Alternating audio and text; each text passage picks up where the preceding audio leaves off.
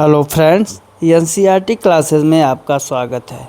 साथियों, आज हम लोग गणित के टॉप 30 शिक्षण के वो प्रश्न पढ़ेंगे जो कि आपकी परीक्षा के लिए बहुत ही महत्वपूर्ण है। आपका पेपर 8 फरवरी को होने वाला है और हम लोग संकल्पित हैं कि 8 फरवरी तक आपका सिलेबस पूर्ण रूप से मॉडल पेपर के साथ पूरा करने के लिए।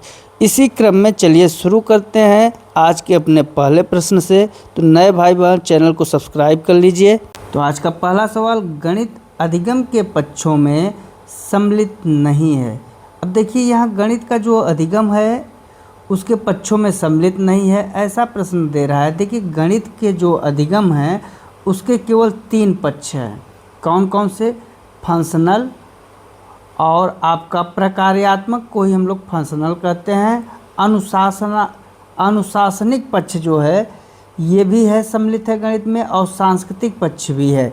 तो आपका प्रकार्यात्मक पक्ष, अनुशासनिक पक्ष और सांस्कृतिक पक्ष, ये तीनों गणित के अधिगम के पक्ष हैं। लेकिन जो ये विकासात्मक पक्ष है ये मनोविज्ञान से रिलेटेड है, तो आपका ये सम्मिलित नहीं है।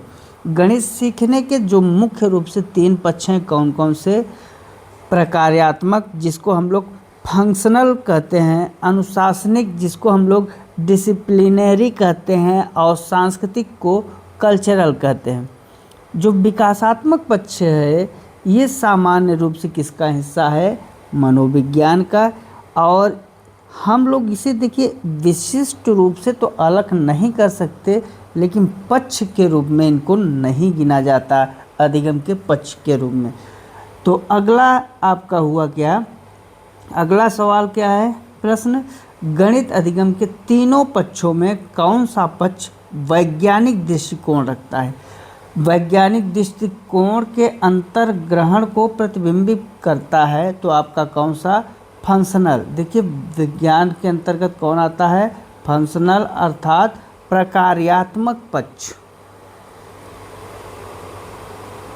ठीक है, तो ये उत्तर आपका सही है। प्रकार्यात्मक का मतलब ही होता है कि गणित का जो दैनिक जीवन है, गणित के दैनिक जीवन और अन्य विषय जो हैं आपके, उन दोनों में व्यवहारिक उपयोग, जो व्यवहारिक उपयोग है वही प्रकार्यात्मक का अर्थ होता है। तो आपका अगला प्रश्न है, गणित अधिगम के प्रकार्यात्मक कार्यों में सम्मिलित नहीं है। देखिए, प्रतिशत अनुपात सम्मिलित है, सारणी ग्राफ भी सम्मिलित है, सांख्यिकी भी सम्मिलित है, लेकिन रसबोध नहीं सम्मिलित है। जो रसबोध है वो सौंदर्य शास्त्र का हिस्सा है, सांस्कृतिक पक्ष का हिस्सा है, वो व्यवहारिक का नहीं है, जबकि गणित अधिगम व्यवहारिक है। अगला प्रश्न क्या कह रहा है? कक्षा 1 से 5 तक गणित शिक्षण के उद्देश्यों में कौन सा सम्मिलित नहीं है? अब देखिए, यहाँ शीघ्रता एवं शुद्धता से परिकलन करने की योग्यता, ये क्या है? आपका है, सम्मिलित है। सौंदर्य शास्त्र का अभिज्ञान, ये आपका सांस्कृतिक पक्ष है, और गणित से यही आपका नहीं है। तो कौन सा उत्तर हो जाएगा? बी ऑप्शन आपका सही हो जाएगा, यही सम्मिलित नहीं है। इसका सौंदर्य शास्त्र का अभिज्ञान का मतलब क्या है कि जो आपका सोच है या ज्ञान का गहरा ज्ञान है, उस गहरे ज्ञान में आपका सांस्कृतिक पक्ष तो आता है, और ये जो सांस्कृतिक पक्ष है ये उच्च स्तर के लिए होता है, उच्च स्तर के लिए। तो कौन सा उत्तर सही होगा आपका? बी ऑप्शन आपका सही हो जाएगा, ये नहीं आता। चूँकि सौंदर्य शास्त्र सांस्कृतिक पक्ष से संबंधित है और इसका प्रयोग हम लोग उच्च स्तर के अधिगम के लिए करते हैं, निम्न प्राइमरी स्तर में नहीं होता है। अगला प्रश्न कह रहा है, कक्षा 1 से 5 तक गणित की विषय वस्तु के लिए सामाजिक, सांस्कृतिक एवं राजनीतिक बिंदुओं में से कौन सा सम्मिलित नहीं है?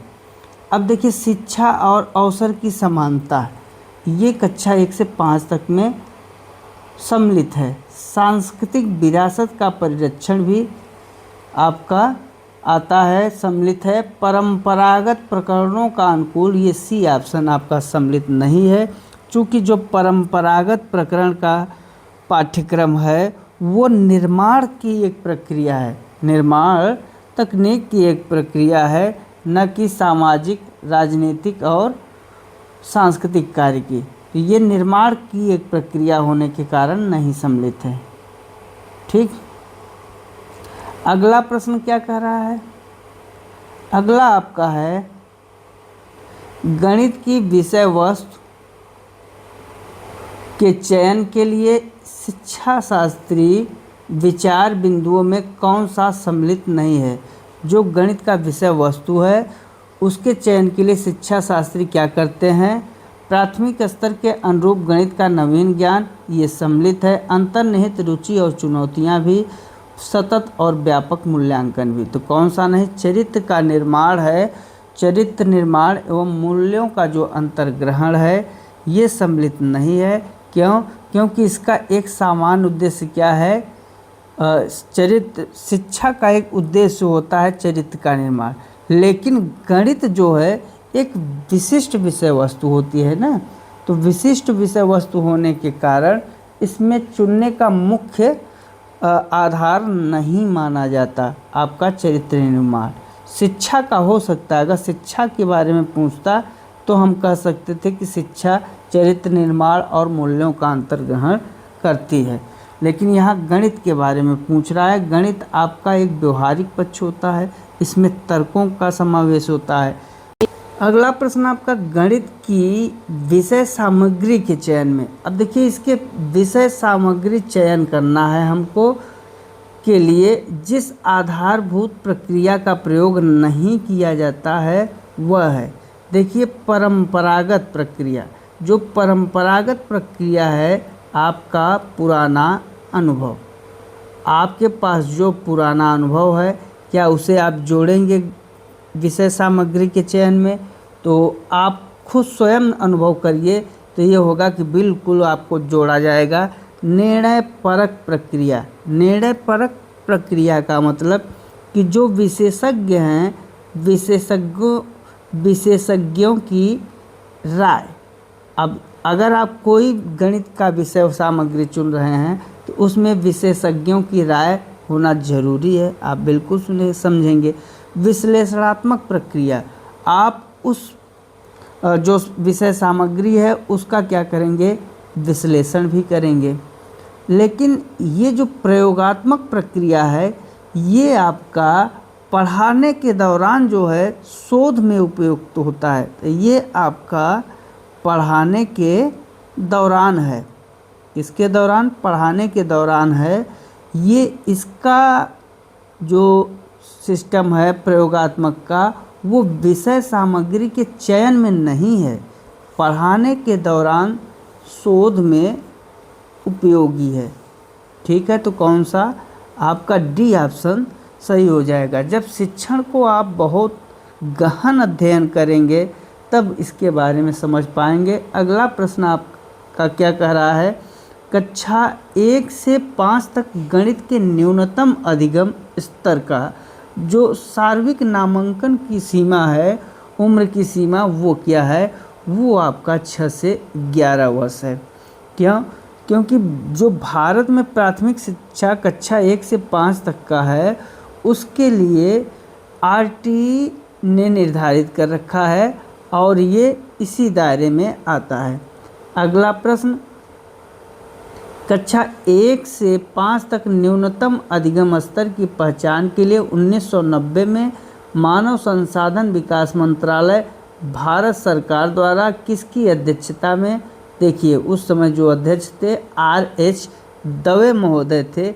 इनको गुणवत्ता सुधारने के लिए इनकी अध्यक्षता में एक समिति की गठन की गई थी और फिर इनकी जो रिपोर्ट बनी 1991 में। और ठीक है, तो कौन सा ऑप्शन आपका? ए ऑप्शन सही है। अगला प्रश्न, अगला कह रहा है प्राथमिक स्तर कक्षा 1 से 5 पर प्राथमिक शिक्षा, जो प्राथमिक शिक्षा के सर्वव्यापीकरण के केंद्र बिंदु में सम्मिलित नहीं है। क्या? सार्वत्रिक पहुंच, 1 किमी पहुंच तक सभी शिक्षार्थियों के लिए प्राथमिक विद्यालय की उपलब्धता। देखिए जो यहाँ है ये सही है। सार्वत्रिक नामांकन, स्कूल की जो सार्वत्रिक पहुंच है ना, तो ये स्कूल की उपलब्धता भी ज़रूरी है, नामांकन भी ज़रूरी है, सार्वत्रिक प्रतिधारण भी जो है ज़रूरी है। सार्वत्रिक निरपेक्षता का जो मतलब होता है, ये कोई शब्द लक्ष्य में शामिल था ही नहीं, तो इसलिए आपका यही ऑप्शन सही गलत हो जाएगा। ये प्रतिधारण था, नामांकन था। प्रतिधारण का मतलब होता है कि बच्चों को स्कूल में रोके रखना, ठीक। और नामांकन का मतलब ज़्यादा से ज़्यादा बच्चों का नाम लिखाना। तो अगर लिखना चाहे तो आप लोग भी लिख लीजिए, बच्चों का नाम लिखाना। और प्रतिधारण का मतलब बच्चों को रोके रखना। तो आपका बी और सी आता है, ये लक्ष्य में नहीं था। अगला प्रश्न, किस राष्ट्रीय शिक्षा नीति में सार्वत्रिक प्राथमिक शिक्षा के एक अन्य आयाम सार्वत्रिक संप्राप्ति जोड़ा गया था? वो जोड़ा गया था 1986 राष्ट्रीय शिक्षा नीति। तो कौन सा ऑप्शन? बी ऑप्शन आपका सही है। इसके अंतर्गत 3 मुख्य स्तंभों पर जोर दिया गया था, सार्वभौमिक पहुंच, उसके बाद सार्वभौमिक प्रतिधारण, फिर आपका सार्वभौमिक संप्राप्ति। तो ये तीनों 1986 में ही जोड़े गए थे। कौन कौन से? सार्वभौमिक संप्राप्ति, सार्वभौमिक संप्राप्ति और पहुंच और आपका प्रतिधारण।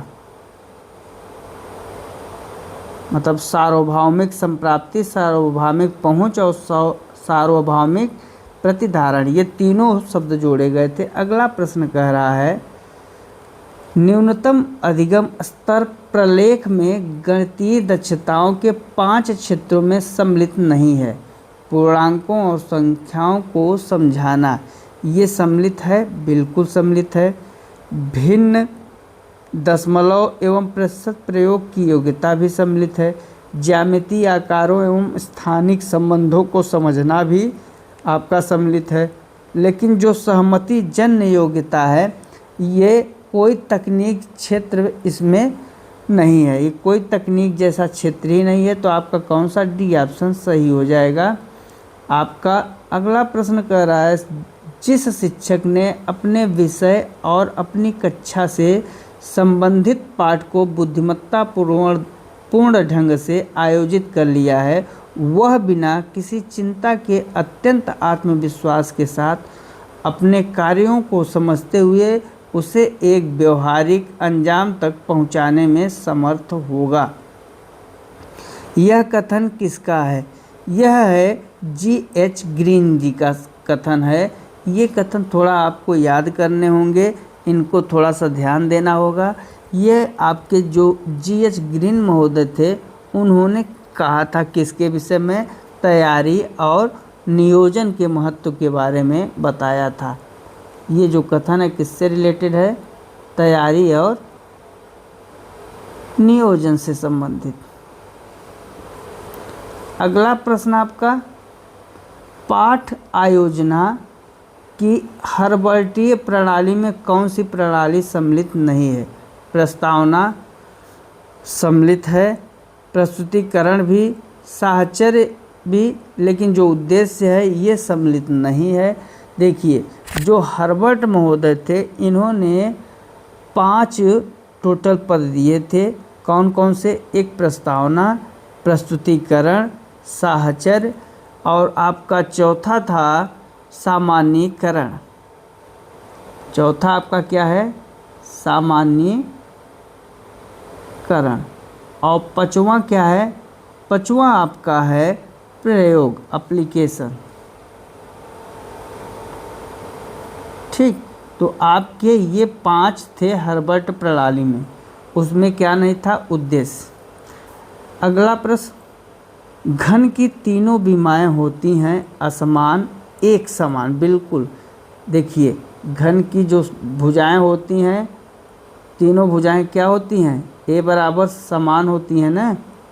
तो चूँकि इनका जो वॉल्यूम होता है ए क्यूब भुजा क्यूब, और अगर क्षेत्रफल की बात करें तो 6a² संपूर्ण पृष्ठ, तो ये क्या है, सब एक समान होते हैं। अगला, इकाई आयोजना शिक्षकों के लिए उपयोगी है, क्यों? अब देखिए, विविध संकल्पनाओं के शिक्षण का व्यवस्थित एवं संतुलित तरीका। आपका अभी सही जा रहा है, लेकिन हम पढ़ेंगे सभी। शिक्षार्थियों की प्रगति का मूल्यांकन करता है, बिल्कुल ये भी सही है। समय और संसाधनों का उचित प्रबंधन करता है, तीनों सही हैं, अर्थात आपका डी ऑप्शन सही है। क्योंकि इकाई योजना क्या है, एक संपूर्ण विषय वस्तु को छोटे छोटे सार्थक टुकड़ों में तोड़ती है और तोड़ने के बाद ये शिक्षण को व्यवस्थित करती है। जब शिक्षण व्यवस्थित हो जाता है तो उनकी जो प्रगति होती है, प्रगति प्रोसेस को मापने में भी मदद करती है। ठीक है, तो आपका प्रयुक्त सभी हो जाएगा। नेक्स्ट, आपका पाठ आयोजना की परिसीमाओं में सम्मिलित नहीं है। अब देखिए यहाँ पाठ आयोजना की परिसीमाओं में सम्मिलित नहीं है, तो कौन सा? यह शिक्षण को व्यवस्थित परंतु अनम्य बनाती है। आपका कौन सा ऑप्शन सही है? ये आपका नहीं है ना, तो आपका ये सही है। यदि इसकी कठोरता से पालन किया जाए तो शिक्षक के लिए नई सूझों की कोई गुंजाइश नहीं करती, बिल्कुल आपका सही है। इस पर अत्यधिक बल पाठ को नेमी नहीं बनाता, ये निगेटिव है, इसलिए आपका ये गलत है। यह प्रारंभिक शिक्षकों के लिए अच्छा है, बिल्कुल सही है। अनुभवी शिक्षक संरचित कक्षा व्यवहारों में सामान्यतः कम निष्ठा रखते हैं, तो ये भी सही। कौन सा आपका प्रश्न के अनुसार नहीं पूछा है, इसलिए जो गलत है वही सही हो जाएगा, तो सी ऑप्शन आपका सही है। जो पाठ आयोजना होता है, पाठ योजना पर बहुत सी अधिक निर्भरता होती है, किसकी? शिक्षण की। जो शिक्षण यांत्रिकी है, नेमी है, उसकी बहुत आयोजना होती है, लेकिन यहाँ पर दिया है कि नहीं बनता है, इसलिए ये गलत। अगला प्रश्न, अगला आपका प्रश्न है, किसी इकाई के अंतर्गत पाठों के अनुक्रम, शिक्षण विधि, अनुदेशन, सहायक सामग्री, शिक्षार्थी क्रियाएं और मूल्यांकन प्रक्रिया इस निश्चय की व्यवस्थित प्रस्तुति कहलाती है। क्या कहा सवाल? इकाई के अंतर्गत पाठों के अनुक्रम, शिक्षण विधि, अनुदेशन, सहायक सामग्री, शिक्षार्थी क्रियाएं और मूल्यांकन प्रक्रिया इस निश्चय की व्यवस्थित होगा, तो क्या होगा? इकाई योजना। चूँकि ये सब एक है ना, यूनिट के अंदर हैं, ये सब यूनिट जैसे कार्य कर रहे हैं, तो इकाई योजना को हम लोग क्या कहते हैं?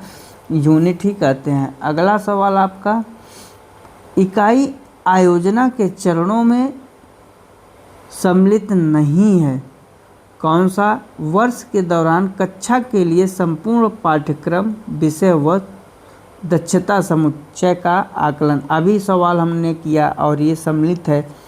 शिक्षकों के लिए उपलब्ध शिक्षण का समय का आकलन, ये भी आपका है। शिक्षण दी गई पाठ्यक्रम, विषय वस्तु, दक्षता समुच्चय का शिक्षण अधिगम और अनुक्रम में व्यवस्थापन भी आपका इकाई योजना के अंतर्गत सम्मिलित चरण है। लेकिन शिक्षक और शिक्षार्थियों में उपलब्धि की भावना को विकसित न करना, ये आपका गलत है और यही उत्तर सही है। अगला प्रश्न क्या कह रहा है? इकाई आयोजना की परिसीमाओं में सम्मिलित नहीं है, कभी कभी। अब देखिए यहाँ परिसीमाओं से रिलेटेड है और परिसीमाओं के बारे में हम लोगों ने चर्चा किया, फिर भी देखिए यहाँ थोड़ा सा यहाँ ध्यान दीजिए, ये परिसीमाओं से है और इसके पहले जो हम लोगों ने किया था चरण से रिलेटेड था। तो यहाँ देखिए इकाई आयोजना की परिसीमाओं में सम्मिलित नहीं है। अब इसका जो ऑप्शन है, कभी कभी शिक्षण अधिगम उपागम का पहले से स्पष्ट पूर्वानुमान लगाना कठिन होता है, बिल्कुल सही है। विषय वस्तु दक्षताओं का विभाजन कृत्रिम होता है, ये ऑप्शन भी सही है। वर्ष के दौरान विकसित दक्षताओं का खंडशः बोध होता है, ये भी सही है। इसका कड़ाई, अब देखिए हमें कुछ समझ में आए चाहे ना आए, यहाँ कड़ाई देखिए बच्चे के पिच में निगेटिव वर्ड है और पालन करने में शिक्षक की नियमितता पर अंकुश नहीं लगाता, इसलिए हम इसको गलत मानते हैं। तो कौन सा नहीं है सम्मिलित? D option. अगला, वह विधि जिसमें शिक्षक पूरे पाठ के दौरान स्वयं बोलता है और शिक्षार्थी ध्यानपूर्वक चुपचाप सुनते हैं, उसे हम लोग क्या कहते हैं? व्याख्यान विधि। तो कौन सा ऑप्शन हो जाएगा? ए ऑप्शन हो जाएगा। ये उच्च स्तर के लिए होता है, प्राइमरी या जूनियर के लिए नहीं होता। अगला प्रश्न आपका क्या है? कौन सी विधि नए प्रकरणों को परिचय देने में उपयोगी है? व्याख्यान विधि, ये तो उच्च स्तर के लिए है। खेल विधि आपकी क्या होती है? खेल विधि में बच्चे रुचि के साथ खेलते हैं और अपने विचारों को समझते हैं, लेकिन नए प्रकरणों का परिचय देने में आगमन और निगमन विधि का सबसे बड़ा रोल होता है। आगमन और निगमन विधि नए प्रकरण की शुरुआत से ही अच्छी मानी जाती है, क्योंकि इसमें उदाहरण, नियम उदाहरण और बच्चे क्या हो जाते हैं?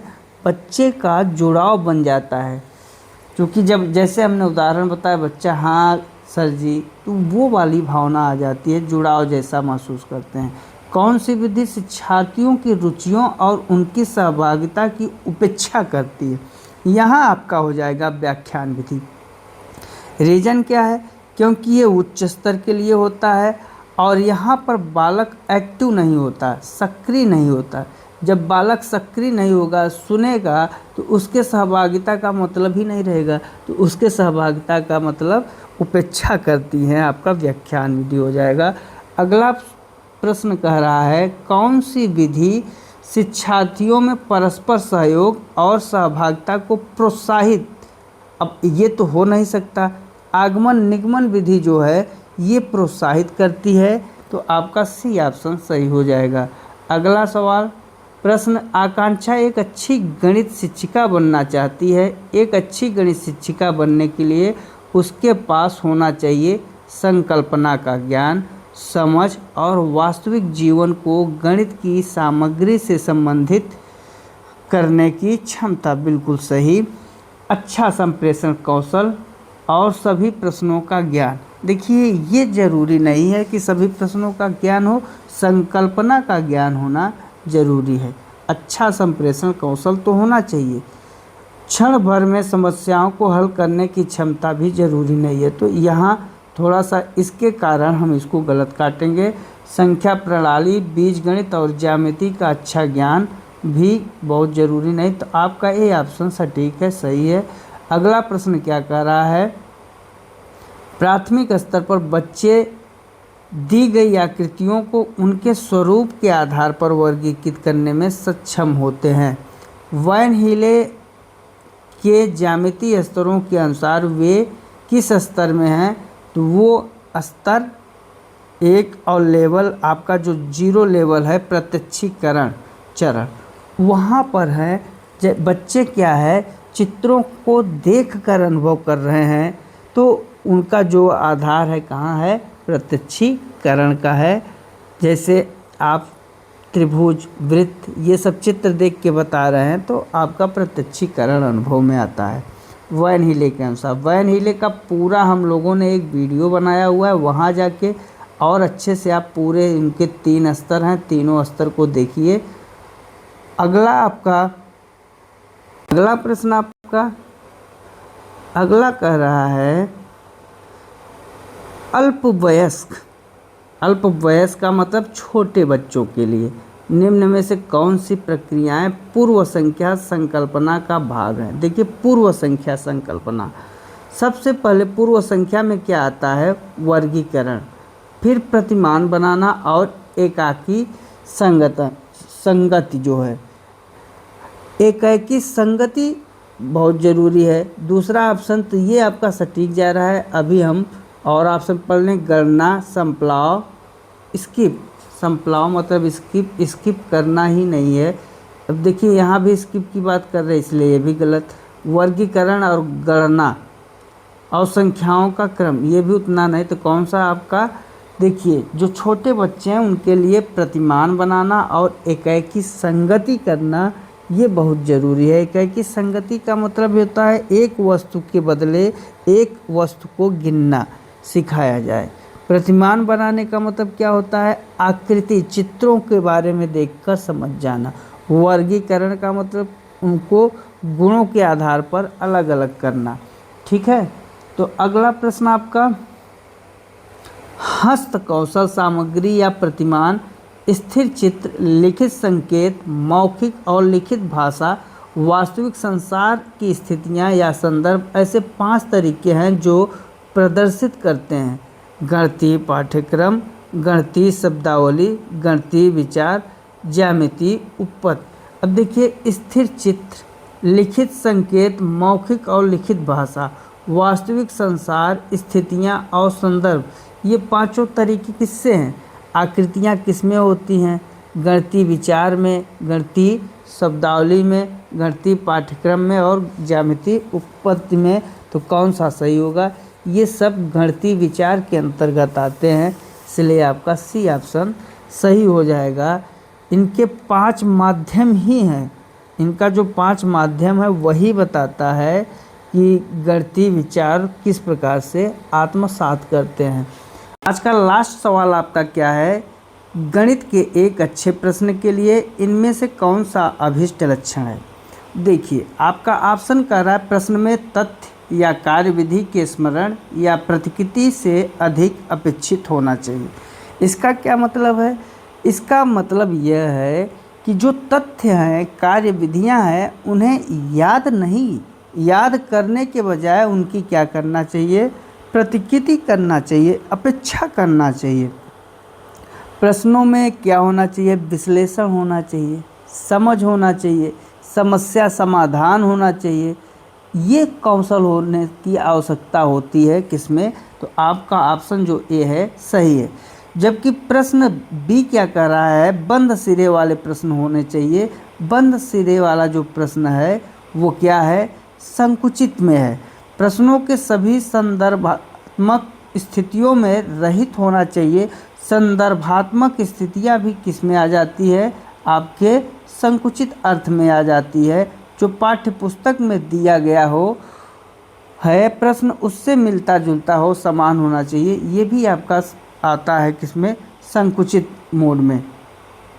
यहाँ संकुचित मोड का मतलब है कि टीचर के संकुचित मोड को दिखा रहे हैं। ठीक है, तो आपका बी सी डी गलत है, कौन सा सही है, ए ऑप्शन सही है। मित्रों आज बस इतना ही, मिलते हैं अगले वीडियो में अगले मॉडल पेपर के साथ। नए भाई बहन चैनल को सब्सक्राइब जरूर कर लीजिएगा। तो बस आज के लिए बस इतना ही। जय हिंद, जय भारत, वंदे मातरम।